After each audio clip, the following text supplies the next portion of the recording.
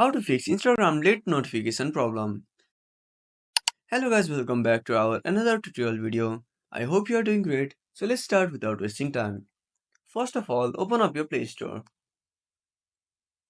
Now tap on the search bar and type Instagram. Now tap on search. Now make sure you have updated to the latest version.